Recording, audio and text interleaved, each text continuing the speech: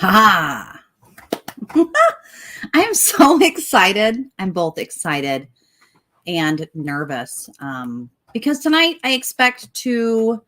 I don't necessarily know if I'll have viewers live, which I don't. Not that I don't want you, but No Man's Land I feel like has been booted off of so many popular platforms because we talk about really heated political discussions or things that might make people uncomfortable or like it can be considered borderline offensive, but the intention is never that. So I have my man, my husband, who for me is going to be that counterpart. I know it's a little bit of, I don't know what word I want to use for no man's land to have a man over my shoulder on this one. But some of the topics that we discussed today, and I think so many of them, they get, I don't want to say heated, not between us, but I feel like so many important points are made, right? That I want to share them with the world. And also it gives me a little bit of patience to share them with you. So Brandon has not read this. I have. So I want to share a little bit of a backstory about this because of context, right? I think it matters. So as people go in and out of the chat room and we allow those brave souls to enter in.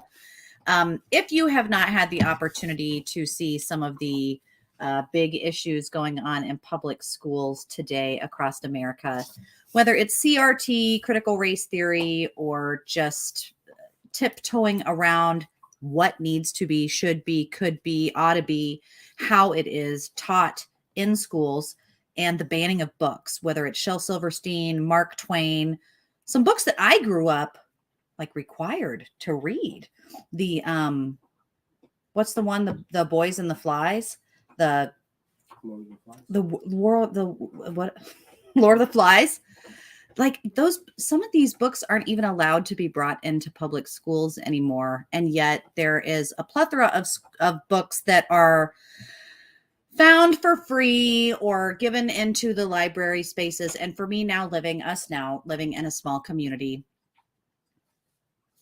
there's a book fair, like the Scholastic Book Fair, right? That all the kids get excited about going to, and you give your child some money and they go to the book fair. And some of the parents in the community had reached out that they felt it necessary to like go to the book fair and censor the books and make sure the books were appropriate.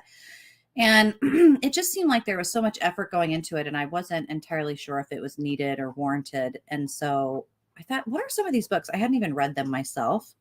And if I'm going to have an opinion about it, and it's going to be something that people are wanting to ban books. And I thought, well, I've read Mark Twain. I've read Shel Silverstein. I don't know necessarily, Dr. Seuss, what's so offensive. And then some of these books were on the reading list. For me as I don't want to say assumed Caucasian, because I have a range of ethnicities and cultures that, if I do my genetic stuff, but as far as how I identify or what people would describe me as perceived, I'm just a white girl, right? That kind of gets whitewashed a little bit, and that's not necessarily how I would forwardly identify. But because of the social spaces and things, I felt it necessary and very easy to get access to some of these books. And then this one, which was a child's book, and I think it's geared towards anywhere from kindergarten to fourth grade. So it's elementary. This book right here. Separate is never equal. Hey, chat, welcome. I've seen a few people pop in and out, chat. I hope that you can stay for a little bit because I know that so many important opinions kind of weigh in on this. And this is the whole design for No Man's Land, is to hear some of the voiced opinions that I don't get to hear and that should be heard. So I don't know if you've read this book. I was at a choir concert for children. There was a stack of these for free. Please take one. I read it and I was in tears. I took it home with me. I wasn't sure how to feel about it. I processed it for a few days. And I probably wasn't tearful for the reason that people think. And I still have so many mixed emotions about this. And I know I talked with Brandon. I talked with you about this morning, but you've still not read it. I want to read this to you guys and just go page by page and discuss maybe some of the things that are coming up as like important themes that I don't know if you feel like, is it appropriate? Is it not appropriate? Is it relevant? Is it not relevant? Is this the experience that you had? You know, Brandon and I grew up in entirely different socioeconomic spaces, cultural spaces, like completely different. And yet I think we still had similar experiences. I don't know if that's just because we're Caucasian or not. Different parts of the country, like we still had similar experiences where we weren't in elementary school pulling a book off of the shelf and feeling like ourselves or our peers were painted as horrible people. And this book, I really felt like it did in that way. And so I want to just go, I just want to read this to you. So we can all have our own opinion and have read it. So firstly, Duncan, Sylvia Mendez and her family's fight for desegregation. I'm not sure if the illustrations are done by her or not, but the illustrations are very important, as they all are in books. So I'm going to read to you and then show you the illustration. Here we go. Sylvia had on her black shoes. They were shiny, new. Her hair was perfectly parted in 2 long trenzas. It was her first day at the Westminster School. The halls were crowded with students. She was looking for her locker when a young white boy pointed at her and yelled, "Go back to the Mexican school. You don't belong here." For the rest of the day, Sylvia did not speak. She didn't introduce herself in any of her classes. She kept her head down when walking in the halls. When she got home that afternoon, she had told her mother, Felicitas, what had happened. "I don't want to go to that school anymore. The kids are really mean." "Sylvia," said her mother, "no sabres que por eso luchamos." Don't you know that is why we fought? So now I'm going to show you the illustrations. And that's, I don't know about you guys going to school on the first day, if you'd ever been pointed at for your shoes or the way you had dressed, or maybe you didn't have the cool Jinkos or Adidas, or I don't know what it was. In this picture, you kind of see, and you start to see the pattern of illustrations, like how the minority children are drawn and how other children are drawn. And they're drawn very differently. Their facial features, the way they move, the way their head is tilted. I don't know. Did you feel like that was bad? So that wasn't that bad, right? Like,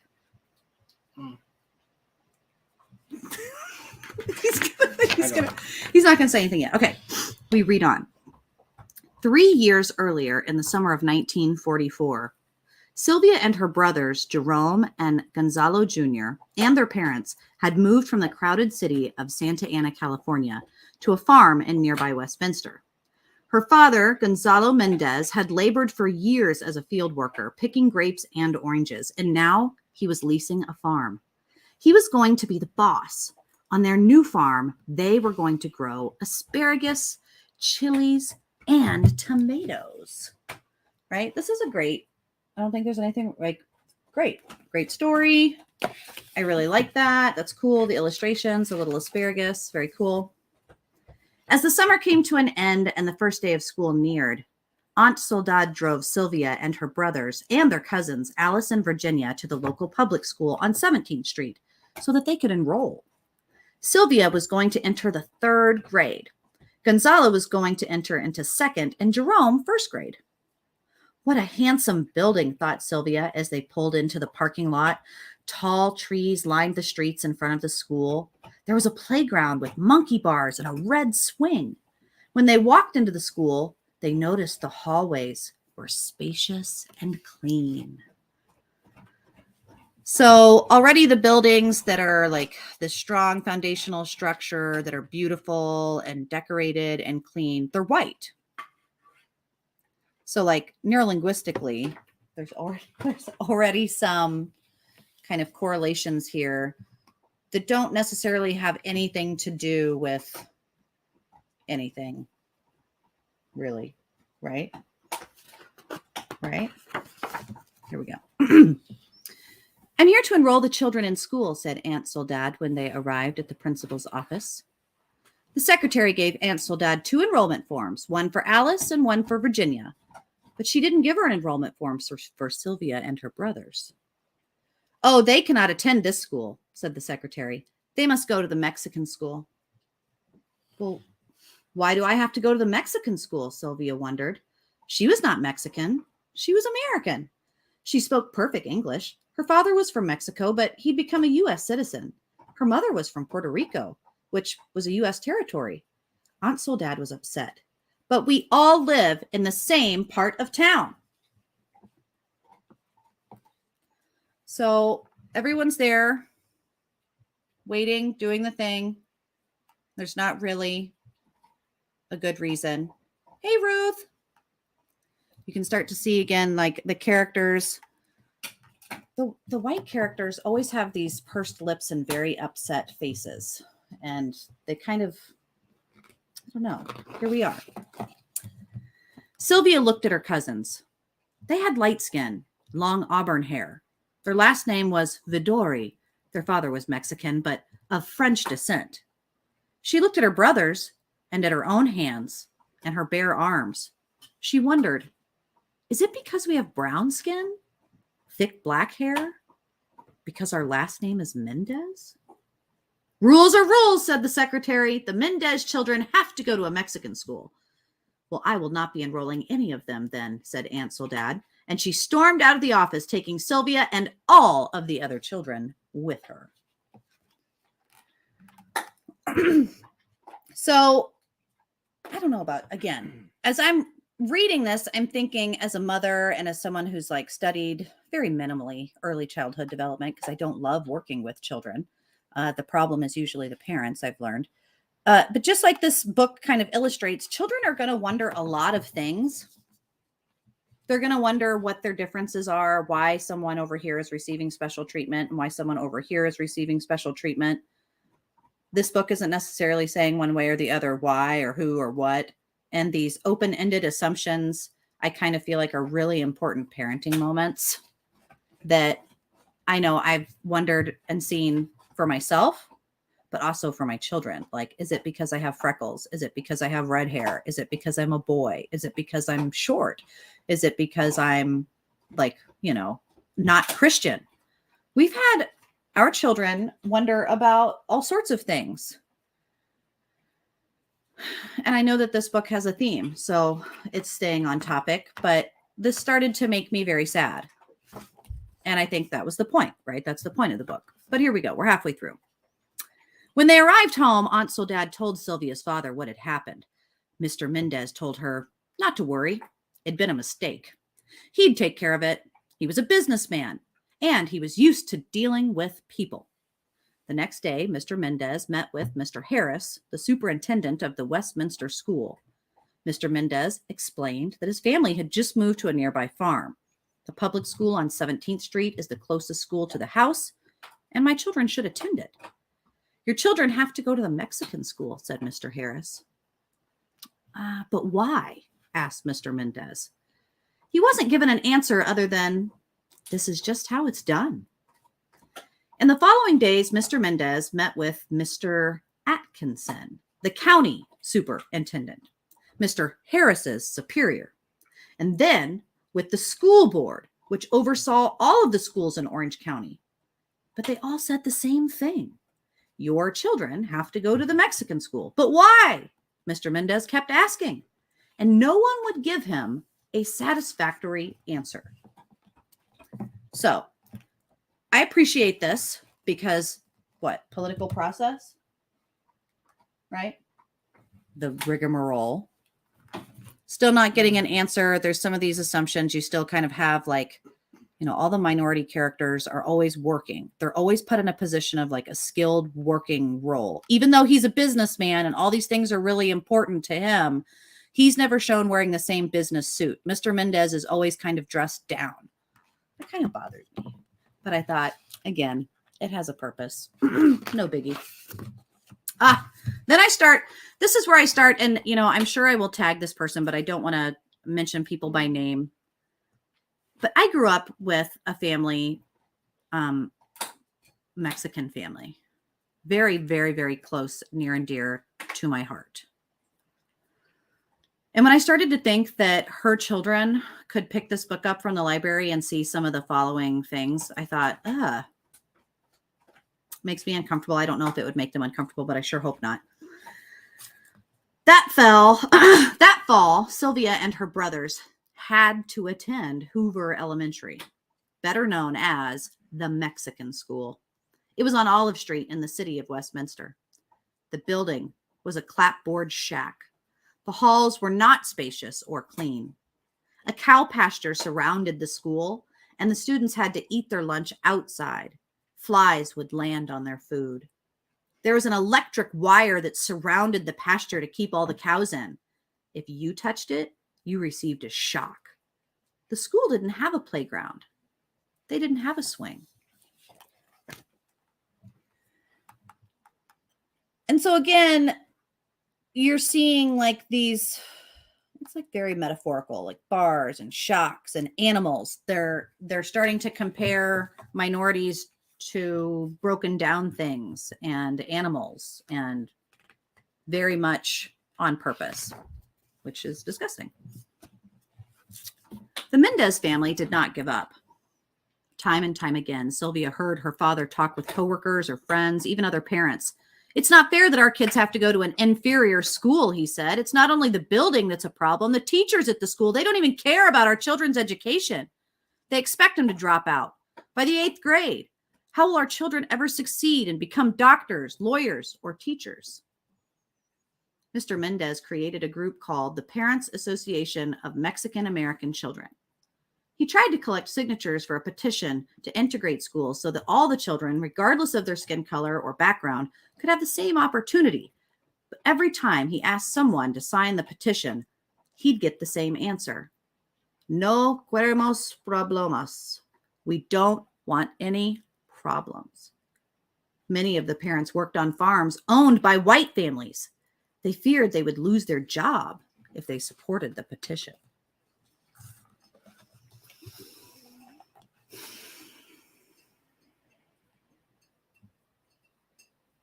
This started, it's showing the broken system. It exists. The political process, it exists. But this concern of the very type that we have in today's world of being canceled or having a fear-mongering tactic held over you so that you might not want to publicize something or put your signature on something that you know is the right thing. And I think that's a real thing.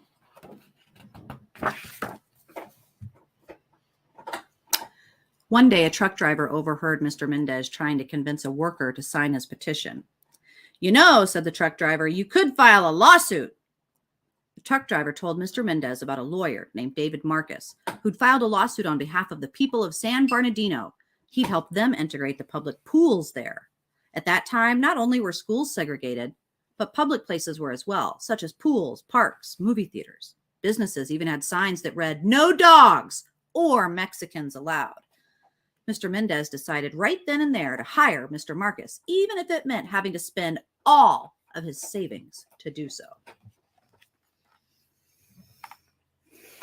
So this is where, at the time when I was sitting in the church, I stopped reading and closed it because I was sitting there with other children. And the imagery and the pictures, this is made for children. But these are very adult themes. So it's not to say that children shouldn't know and come to understand these themes, but I think the way in which this is illustrating it is so absolutely disgusting that the misinterpretation that someone might liken their minority peer to a dog, or to think that it's okay, or to think that because it has been done, that it should be done or repeated, because young children often will repeat what they see. What's crazy about this part right here, though, is that it's not so far away from the fact that adults create these themes in our society. And now it's being presented to them in a illustrated format as well. Yeah. This is not of kids or for kids. This is our deal. This is our problem. It's absolutely disgusting. And the fact that a group of people sat around and thought this might be a good idea. Thought that this was a very good idea. And don't forget, it has many seals of approval and suggestions for children of all kinds to read this.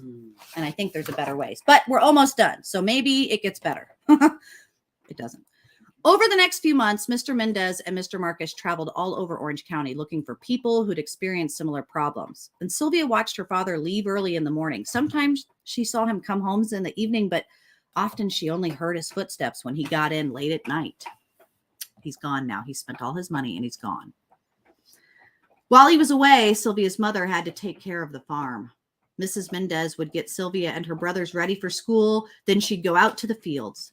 She started the irrigation systems. She drove the tractor, oversaw the workers, and solved any of the problems that arose.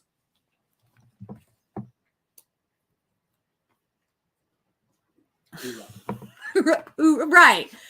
And we are thankful and we are grateful. There's no gratitude. There's no, and why they were doing this and that this is the fight they were fighting. Like these are illusions that we have to make as adults to the storyline, but they're like placating to children in really simple language that does have a theme if you hear it. With the help of Mr. Marcus, Mr. Mendez found and talked with other families who were dealing with segregation. One of them was the Estrada family, and Mr. Estrada had fought the World War II. Had fought in World War II. He had risked his life next to Americans of all races and backgrounds, but when he returned to America from the war, he found out that his children were not allowed to attend school with white children. Es una injusticia, said Mr. Mendez. It's an injustice. The Estrada family joined the Mendez case, and so did 3 more families. The families were from the different school districts in Orange County, Westminster, where Sylvia lived, Garden Grove, El Modena, and Santa Ana. Mr. Marcus wanted to show that the segregation of students affected not only Sylvia and her brothers, but more than 5,000 children in the public school system all over Orange County. And on March 2nd, 1945, Mr. Marcus went to the courthouse and filed the lawsuit. The trial was held at the courthouse in Los Angeles. Sylvia and her family dressed in their best clothes and sat in the courtroom to listen. The hearing lasted 5 days. Each day, Mr. Marcus called to the stand parents from different districts in Orange County and the superintendents from each district too. It's again, these illustrations are very important. The way that the minorities are dressed is always in browns and grays, and people of a higher authority are in like dark blues and blacks. There's like a consistent theme to faces that are down and faces that are up and how the facial expressions are. That's kind of interesting. On the first day, Mr. Kent, the superintendent of Garden Grove District, was questioned. He said that he sent children to the Mexican school to help them improve their English. That's a lie, thought Sylvia. Her English was as good as the English of any of the children at Westminster School. Do you give the children any tests? Asked Mr. Marcus. Mr. Kent claimed that he did. We do so by talking to them. That is another lie, Sylvia wanted to yell. No one had questioned her. They rejected her from the Westminster School without asking her a thing. She was going into the 3rd grade. I don't know how many of you have put your children into public schools, but there isn't usually like a tryout or a questioning. Not up here, there isn't. I mean, we've been in 3 different school districts and there hasn't been. There's been a hearing test. Make sure that they can hear. But our first, when it was in kindergarten, there were 6 different languages taught in that class. Now, mind you, it's a completely different time period. But like the likelihood of an adult person asking a 3-year-old when going through an enrollment process is just very unlikely. And so I'm hearing the injustice here and the feelings are very big of this little girl in court. But it really paints an improper picture, I think. Again, I think it's important. And we're so close to the end, I swear. Isn't the author's name Sylvia Mendez? Mm-hmm. Did you find that? This is her story. I guess so. This is her story's fight. For what other reasons do you send children to the Mexican school? Asked Mr. Marcus. Sylvia and her family braced themselves to hear what Mr. Kent would say next. For their social behavior, they need to learn cleanliness of mind, manner, and dress. They're not learning that at home. They have problems with lice, impetigo, and tuberculosis. They have generally dirty hands, face, neck, and ears.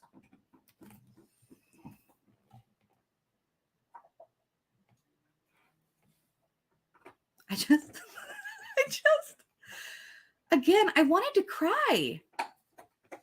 What in the God's name are, okay, anyway. The Mendez family and others in the room stared at Mr. Kent in disbelief. What he was saying was not true, and it was degrading. At least the author knows. How many of the 292 children at the Mexican school are inferior to whites in a personal hygiene? Asked Mr. Marcus. At least 75%. And in their scholastic ability? 75%. In what other respects are they inferior? Well, in their economic outlook and their clothing, their ability to take part in the activities of school. Do you believe that white students are superior to Mexicans in the respects that you have mentioned? Yes. And is that one of the reasons they're being segregated? Yes. Time and again, Mr. Mendez asked, why can't my children attend the Westminster School? And now he had the answer. So then you have this page of all the different people who are giving testimony. You kind of get to see different characters as they are painted. On the second day, Mr. Marcus called to the stand a 14-year-old student from the Mexican school in El Modena. Her name was Carol Torres, and she spoke perfect English. It was clear that she had not been sent to the Mexican school because she had problems speaking the language, as the defense lawyers had claimed. Mr. and Mrs. Mendez were questioned on the third and fourth day, and so was Mr. Harris, the superintendent of Westminster School. Sylvia was not called to the stand, but she was ready to testify if they had asked her to. She tried looking her best every morning. She practiced what she would answer. On the fifth and final day of the hearing, Mr. Marcus called to the stand 2 education specialists to explain why it was bad to segregate children into different schools. Segregation tends to give an aura of inferiority. In order to have the people of the United States understand one another, it's necessary for them to live together. And for public school is one of the mechanisms where all of the children and all of the people go, said one of them. And the judge nodded his head. He seemed to agree with this. Again, very rarely would you call someone of that age to the stand, like her being ready and like wanting to, not your place. And the adults are doing it in the right way, and it's going down. Judge Paul McCormick took almost a year to give his decision. But when he did, he ruled in favor of the Mendez family. And in his ruling, he said, public education must be open to all children by unified school association, regardless of lineage. This meant that everyone must be allowed to attend school, no matter what his or her race or background. The Mendez victory made newspaper headlines, and Sylvia's family was ecstatic. But they didn't have much time to celebrate because the school board appealed the decision. That is, they asked for the judge with more authority to review the case and change the results. The case was reviewed by the Court of Appeals in San Francisco. During the appeal, the Mendez family received support from the League of United Latin American Citizens, the National Association for the Advancement of Colored People, the Japanese American Citizens League, the American Jewish Congress, and other organizations. These groups sent letters with information relevant to the case, asked the judge to rule in favor of the Mendez family. Sylvia was amazed that people of different backgrounds, of different parts of the country who had never even met her family, were getting involved in the case, trying to help them. I have to say, being from Minneapolis during all of the riots and like heading out and knowing all the people that flocked to the area to help, I don't know if I would call that help. But her mother said, Cuando la casa es justa, los demás te siguen. Man, I speak French, not Spanish, so I apologize. When you fight for justice, others will follow you. On April 15th, 1947, the judges in the Court of Appeals in San Francisco ruled in favor of the Mendez family again. And that June, Governor Earl Warren signed the law that said that all children in California were allowed to go to schools together, regardless of race, ethnicity, or language. So, remember, said Sylvia's mother, we fought to make sure you could attend a good school, to have equal opportunities. Sylvia, she thought long and hard about her mother and what she had said. And the next day she returned to the Westminster School. This time, she didn't listen to any whispers. She ignored the children who pointed at her and called her names.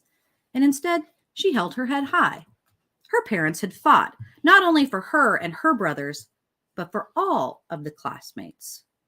Looking around, she saw that other children were smiling at her. By the end of the day, she'd even made a friend. And by the end of the school year, she'd made many friends of different backgrounds. And she knew that her family had fought for that. And so this is like, you know, the moral of the story. If you made it to this last page, because all of the rest of it was pretty vulgar, degrading stuff. I love it in the back. There's a glossary of all the terms. And for the most part, things like tuberculosis, things that children are probably not going to know what it is, which is why you would put a glossary in the back of it. Sorry. But there are some minimal citations to that story. And I couldn't help but think, as I read it, if you are someone who's going to be pulled into white, whether you're Italian, Irish, Scandinavian, it doesn't really matter if you're of a certain shade, right? We all saw that Family Guy episode. If you're like here and above, you're going to be the villain in that story. Cool, right? It's about time. And that's not what's hurtful. That's not the butt hurt moment. Because I know people will get stuck on that. They're like, well, the privilege. Because my personal privilege was that I went to an elementary school where I wasn't reading garbage like that made me think or look twice at my peers who were different, who may have been a different culture, and think, ooh, do they have lice? Do they have tuberculosis? Ugh. When, like, I wasn't, that would have probably influenced me. That would have made me think things that I wasn't thinking. And a lot of bad things, I think. I don't know. Now that you've read it, because I've read this 3 or 4 times now. Mary, these were handed out at the community centers, the churches, and are in, I guarantee, your public school near you. They're in the elementary school near you. These little things are the, like, make sure that your kids read this so they can get their pizza at Pizza Hut. Do you feel like this is a valuable, like, again, we're not banning books, but as far as like, what age range do you think that would be ideal for? The idea of the book, I think, is, I mean, if we forget our history, we're doomed to repeat it. So I don't think the problem is with the material. I think the target audience is the problem, obviously. I think that's a book for us. It is a book for us. It's a book for us to not. I mean, I thought this up until the very end of the book where it says 1947, and it's a period. It's a period that is almost 100 years now, or will soon be. I mean, and we're rehashing this, and then we're presenting it to children as though they're living in it right now. And I think there's an agenda there. They aren't living it right now. Well, they are if we tell them they are. And that's where the problem is. So, but again, man, this really was a hot topic in my mind. This really is a book that, no, my children, and, if my 11-year-old would tell you what he thought about it, because he saw my book of books here. And I was like, well, I want to read them. Like, if people are talking about them and saying, well, have you read it? Have you even read it? Are you woke? Like, I want to be able to read and so that I can be a part of the conversation. And I don't feel like some of these books that are getting golden stamps, Waking Up White, Finding I am finding myself in the story of race, white fragility, why it is so hard for white people to talk about racism. And then so you want to talk about race. In the first few chapters, it's going to absolutely degrade people of a certain kind. And it's just really, really, I don't know, negative. It's very, very, very, very negative. And I don't find that to be helpful. I can understand history and empathize with a great diverse range of people and communicate stuff and move forward without having to damn myself or people that look kind of like me. I don't want to subscribe to damning people because of the way that they look. And so I wouldn't in a million years group people in that space. I don't know. I suppose it's a different mindset. How do you describe yourself? Do you describe yourself as a white male? I don't describe myself. It's true. I present myself, and they can decipher whatever they want. So, do you feel like, and I know it's kind of like forward questions, but when people ask for me to describe my white privilege,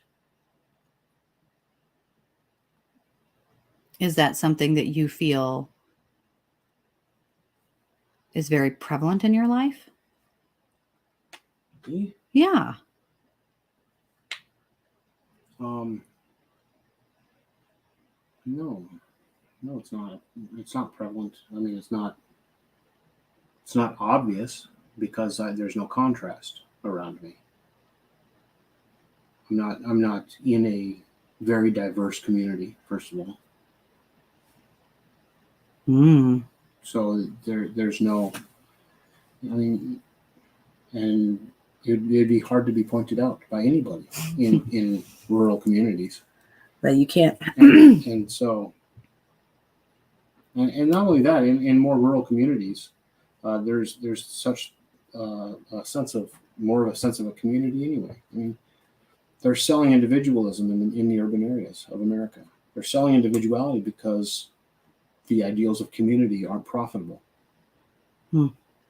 So we don't see that. Everything. I mean, there are more things that we do for the community, for the benefit of those around us. So that these ideas can be as foreign to us as these books are. I mean, they're just all the ideas are just, I don't know. I don't see I don't see privilege, but that doesn't mean that I wouldn't have it geographically elsewhere. I don't know. Right. And I think that there's, in essence, some kind of interesting things about what you say. Just if you're not in a very diverse place and if you have remained segregated, those assumed privileges are either much more apparently clear or they're completely dissolved into nothing because you have no basis for comparison. So it's kind of an interesting little machine. But I would agree that in the cities, there's a completely different mindset to the community value system, and there just isn't. Do you feel more important living in the city or more alone, independent? I like the city, but it's a completely different feeling. You're held more accountable in a smaller community. People are watching you. And what you do can come back to you. That anonymity is not there as it is in a city. The Kitty Genevieve's effect is definitely real. I wonder how many people, by the way. What do you think is the community size that starts to lose its value system? Communities with more than 10 postal routes. I think it starts to break down. More than 10 postal routes? That's probably true. Ruth says, I cannot wait to do my daughter's DNA testing because I really don't know where I came from. And Mary says, gosh, I just love my small town. As far as the psychology goes of the small town things, I think a lot of that value system of knowing and, consumerism separates us so much. But, I can't break down a full carcass, so I would need my butcher to do that. And we know who our butcher is. Or like we need the mail. We know who the mail guy is. You feel a certain level of attachment, tolerance, patience, and just a range of emotions as you know the person and your need for them. Versus in a city, you don't know who your neighbor is and who the fuck cares. And they're probably just working for Amazon anyway. Like, they're not directly affecting your life. They're not doing anything you feel directly affects you, or vice versa. And so you could kill each other in an apocalyptic scenario, no problem. Versus in a community scenario, it's like, I don't really want to kill the doctor, because what if me or my children get sick? He's probably the person that's going to be able to help us. And you know that about him. So it's a little bit different. Like, there is a different value system in your mind in a community. Like, oh, that person's not threatening. It's just Sheila from Super Value. You know, she's not going to hurt anybody, but she's got guns, like, the people in your community. But anyway, so as far as tonight's discussion goes on separate is never equal. I mean, even the title, guys, I'm not advocating for this book.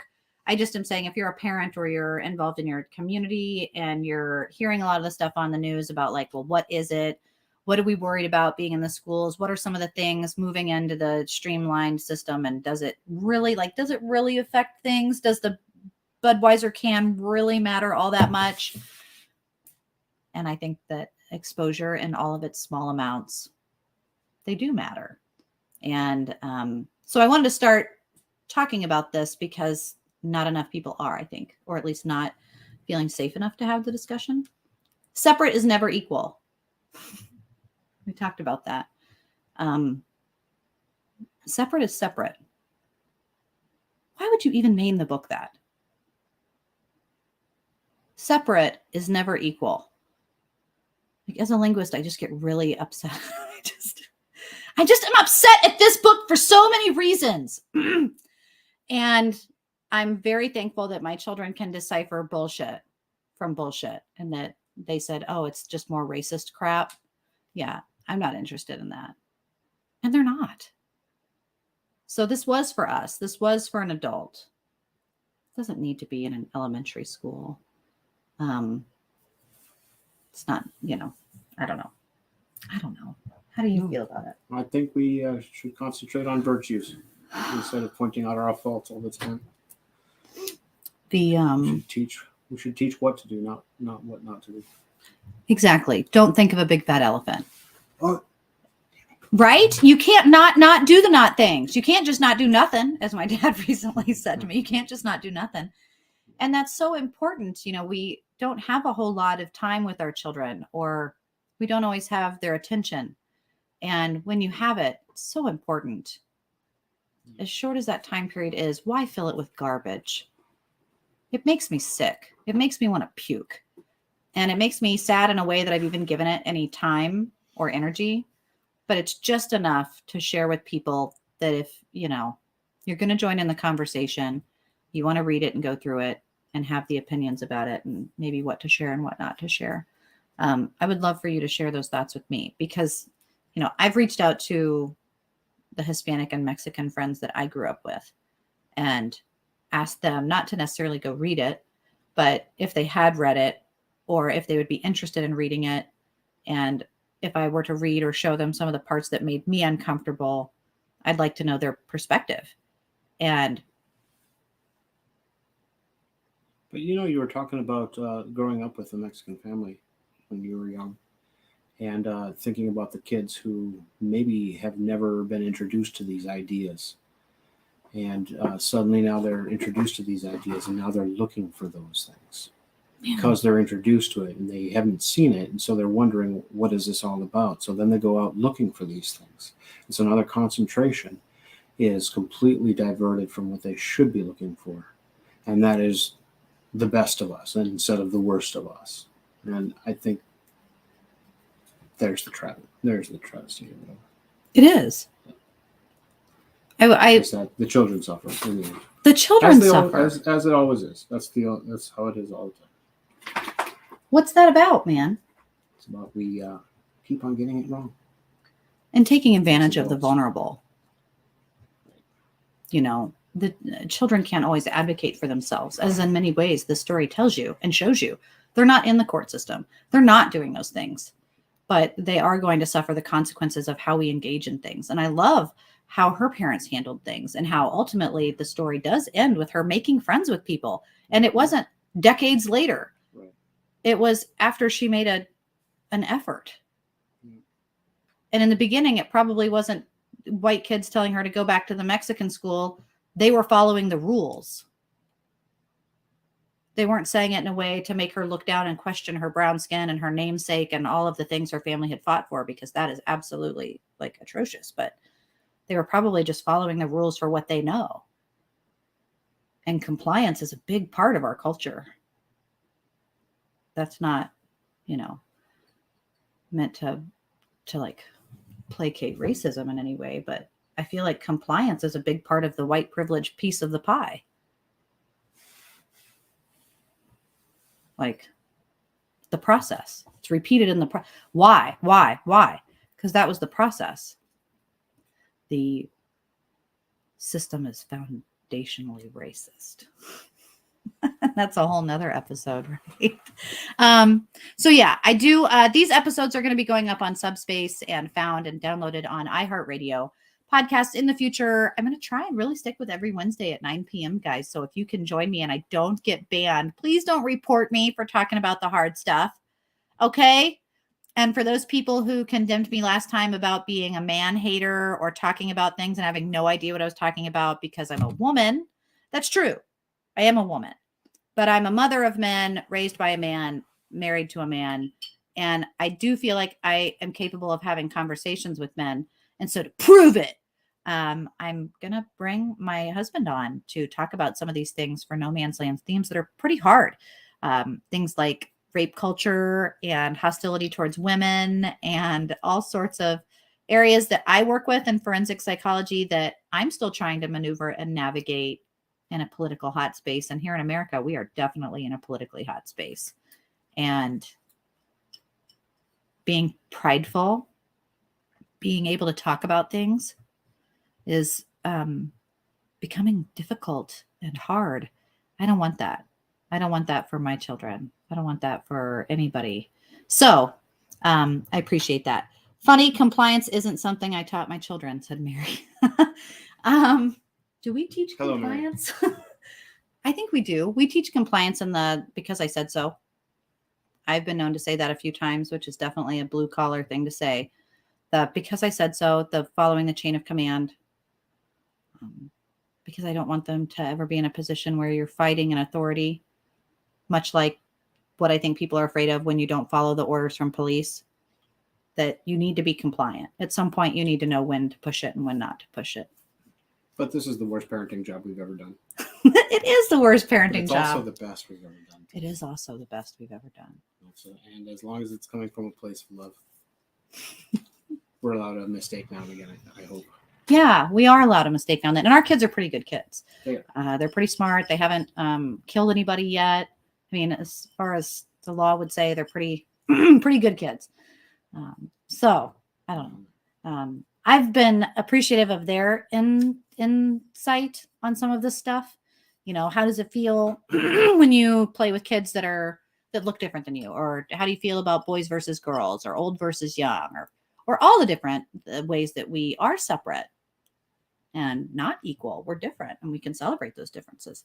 So I hope we can continue to do that. And I want to learn from my community members. So if you have a difference of opinion from me or Brandon tonight, or you have things to add that would be helpful, please do so. Please message. You can go to www.paranormalsarah.com or theparanormalsarah@gmail.com, or any of the Astrology and Alchemy, the Paranormal Channel, Subspace, iHeartRadio, Odyssey Radio. You can go to a range of places that this will be found and able to be downloaded for free. And I hope that you can reference it. If you or someone you know is in the public schools and you're wondering if books like this are out there, double check, call and check, and let people know how you feel about it, because that's the way that things change. And definitely let me know your thoughts about tonight's show, guys. And is there anything I'm forgetting? Thanks for having me. Yeah. It's been fun. People don't believe that you exist. I do. He is a real person. Pretty quiet. He's very quiet. But I really appreciate he's like a Taurus energy. And so very smart, and educated in different ways and able to communicate things in a way that I don't always see them, which is really helpful. So I'm hoping that it will be helpful to other people too. We just have to get better about recording our conversations as they happen, which usually they're like morning coffee conversations. So I might just be putting some of those chats and banters online. But until then, guys, let me know what you'd like to talk about. Next week, we are going to be covering rape culture, and it will be here on No Man's Land Wednesday at 9 p.m. So until then, guys, bye-bye.